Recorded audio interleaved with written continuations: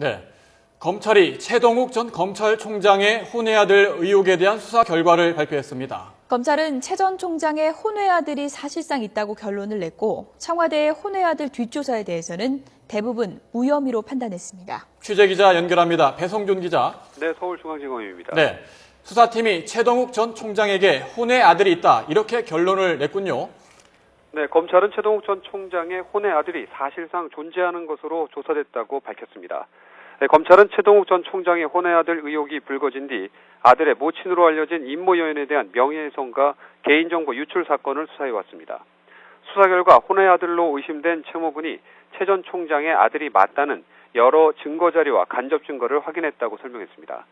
최 군이 태어날 당시 산부인과 기록과 초등학교 학적부, 또 지난해 유학 신청 서류에 아버지 칸에 최동욱 검사로 기재가 됐다고 밝혔습니다. 또 최 군 돌 무렵에 내연녀로 지목된 임모 여인과 최 전 총장, 그리고 최 군이 함께 찍은 사진도 증거로 제시됐습니다.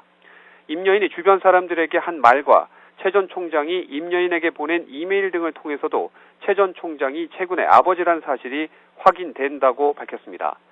임 여인 집에서 일했던 입주가정부 이모 씨도 최 전 총장이 7개월간 10여 차례나 최 군을 찾아왔고 최 군에게 보낸 연하장도 봤다고 진술했습니다.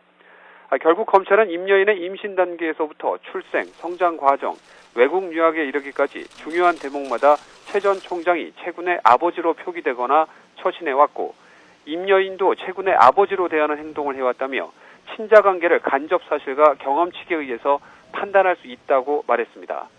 하지만 검찰은 최 전 총장을 직접 조사하거나 최 군과 유전자 검사는 실시하지 않아서 100% 확실한 결론을 내리지는 못했다고 밝혀 검찰 수사의 한계로 지적됐습니다.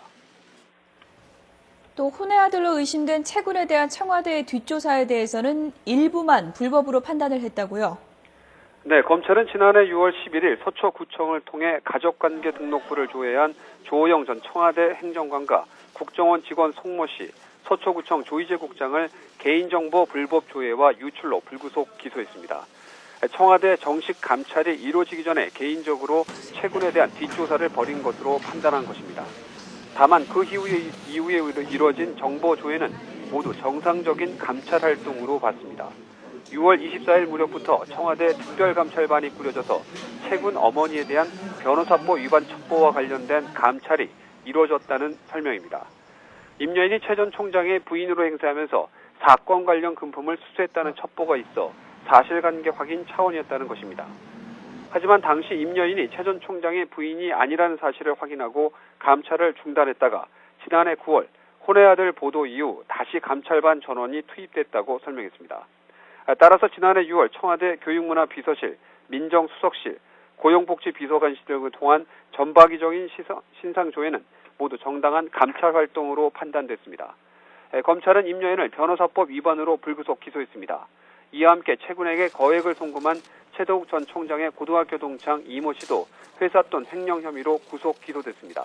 지금까지 서울중앙지검에서 YTN 배성준입니다.